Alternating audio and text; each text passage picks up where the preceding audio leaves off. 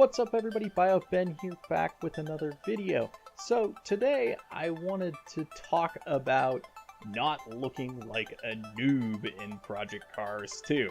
Now I don't mean that you look like a noob when you're driving, I mean that how you present yourself if you record a video, or even just to yourself. When I watch somebody who's streaming or puts a video up in Project Cars 2, there's a couple of key things I look for that can quickly tell me whether they actually know what they're doing or not. These include whether they've changed the HUD mode. So this video is going to tell you what I look for and give you some tips I think that will help up your game a little bit and make you look a little more professional. This is not meant to be condescending. I know the term noob usually means somebody who sucks, but honestly, right, we were all noobs at one point.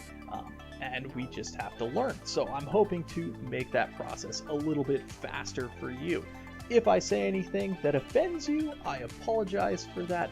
Not meant to be offensive, just meant to give my opinion. If you like this video, be sure to hit that like button for me. And if you haven't already, consider subscribing to the channel for more content like this. I do all kinds of sim racing stuff, from endurance racing to more educational videos. So yeah, let's get into it. Alright, so here we are in a GT3 car, something that most people will be racing, and you can see that I have the default HUD. This is the #1 indicator to me that someone has, let's say, less experience in Project Cars 2 and probably doesn't know what they're doing yet. That's fine. It's just something I see a lot. One of the biggest things I look for are the assists on the bottom right corner of the screen. So, I have a big pet peeve about the no assist culture. GT3 cars and a lot of other endurance cars do have driver assist. They have traction control and ABS. You can see on the steering wheel here there are knobs for traction control and ABS. Real drivers use them. Professional drivers use them. The one that I look for is stability control. That's the bottom little arrow with the circle around it. That is not realistic. Modern GT3 cars don't have stability control. I make sure that I run authentic assists, and if you see stability control on a GT3 car, you know that the person is not running authentic assists. Now let's look around the rest of the screen. There's a lot of stuff on there. There's a track map. There are little arrows that are going to pop up. Start the car up. As we go around, there are little arrows that pop up telling us what the corner is. All of that stuff is extraneous. We don't need it. Particularly the little arrows and the track map. Those are the first things that are going to go when we clean up the HUD. We're also going to rearrange things and actually completely turn off the whole speedo. You don't need the speedometer. You have all that information on your dashboard right in front of you. So let's go take a look at my cleaned up HUD, and I'll actually show you the different HUD modes that I use. Okay, so if we back out to the main menu here, there's a couple of things that we should change right off the bat. So we go into gameplay. First off, probably shouldn't have steering assistance and braking assistance on. Those aren't very real. Driving assist, we want to go to authentic here. I also like to look at damage. If people are running without damage, that means that they probably don't care about running into other cars. Damage is a great way to learn and to be cautious. Tire wear and fuel usage, other things that I look for as well as manual pit stops. That's a big one. Now, people who are doing their own pit stops generally have a better grasp on what they're doing. In terms of on-screen display, the driving line. Now, I know it can be difficult when you start sim racing. You might not understand what the racing line is, and the driving line can be helpful, but what I find in most cases is that people actually end up just following that. They don't learn the circuits because they're just watching a line on the ground. So I usually just recommend turning it off. You'll figure out what the quickest way around is, especially if you follow other cars. Same thing with the turn indicators. Most circuits aren't that long, so you can usually figure out what the turns are. Track map, that just clutters your screen up. You really don't need it, and it probably is going to distract you and lead to more mistakes than if you have it off. There are other ways we can tell if there are cars around us. Show lap info, I have this on edited. Starting grid lights, those are nice because it's hard to see. Some people like to turn the wheel and driver off. Keep it on, and I've turned off names actually in single player and leave it on. I also turn the race engineer and the spotter off just because they really don't give me much useful information, and I usually race with proximity indicators off because I don't really like the little red arrows and it forces me to look around. We've got those things set up. Now let's go into the HUD. So if you go pause the game when you're on track, you can edit HUD layouts. So you have a couple of different HUD layouts. You have one for the chase camera, one for the bumper camera, and a light setting, and a cockpit setting. So the cockpit and the light are the two that are going to actually be usable when you are in cockpit view. I highly recommend you use cockpit view. That's another thing. Racing in third person doesn't indicate that someone is serious about sim racing. It's much more difficult to hit the apex properly, in my opinion, when you can't see the front of the car.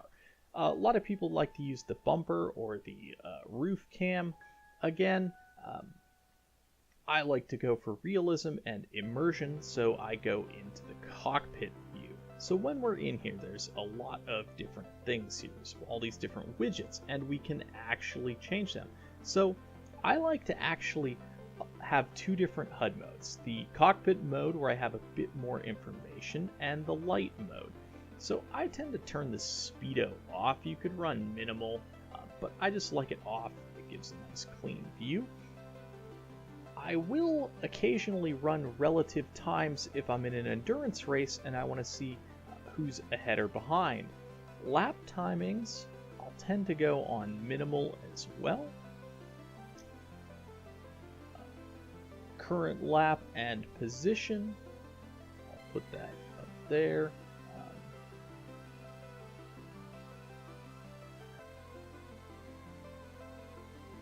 And the mirror, I like to use in-car mirror.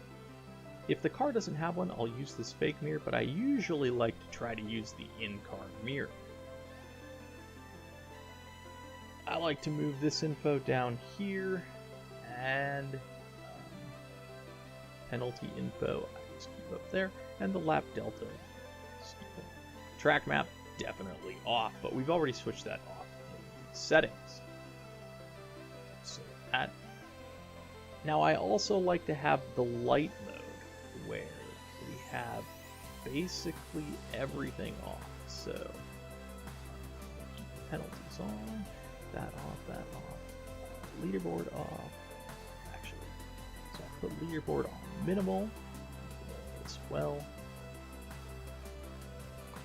So in the settings, we now are able to switch between. So you should have a button mapped to your controller or keyboard or wheel that allows you to switch between these HUD modes. I like to be able to switch between full information here. This is useful for giving viewers, if you're a streamer or make videos, information about the car in the race, your position, and the other cars, but it doesn't overclutter the screen. I like to have this light version for the same purpose. It still gives information a little bit less, but still enough to let somebody know where you are in the race. This is nice to help you concentrate. If you're going to do some setup work or be tuning the car, the telemetry screen is awesome to use. I love seeing people use this. There's so much good information on here, including things like force feedback information that can help you tune the force feedback on your wheel. And of course, the HUD off. This is great for immersive runs if you're recording some like beautiful glory shots or something like that. This is really nice, and sometimes I just like to race in this. Now you'll notice in most GT3 cars, and in fact in most race cars, there is this big display right above the steering wheel. It is the Motec display, and there is a button you can map to switch Motec pages. I highly recommend you map this button because we can cycle between the displays, and these displays have all the information we could possibly need about the car in most cases. In the GT3 cars, we have things like fuel, oil and water temperature, tire temp, lap times, our best lap, split times, brake temps, brake bias, average fuel usage, and the last lap's fuel usage. Those are really useful bits of information, and you should use this Motec display to give you them. You can also use it for a little more immersion because you're using what a real driver would have. So thanks for watching, everybody. I hope that was helpful. Again, not trying to be condescending here. These things will not only make you look better, but probably will make you faster. Things like avoiding distractions on the HUD and learning the circuit and not relying on the driving line are all great things to help you get faster in your sim racing, which is of course the goal. Anyways, that's it for me. I will see you guys in the next one, and bye for now.